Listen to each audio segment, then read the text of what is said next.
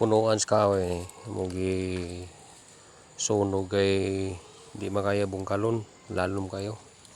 So nagpile kami dire poste wala paingon dire tatamaan siya so ito medyo malalim kasi yung puno niya kaya ginawa namin sinusunog namin mga 2 araw siguro yan mapupudpud na yan.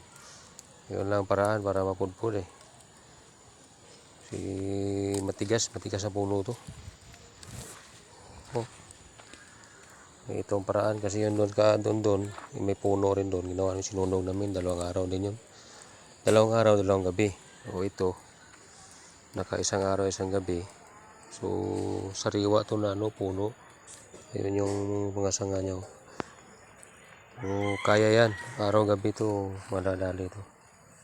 Yan lang ang paraan para mapudpud yung puno niya susunugin, diba? Wala imposible sa apoy. So yan, yun yung kabuuan ng bahay. So ito kinabkab namin punuan dito sa lubi sa niyog.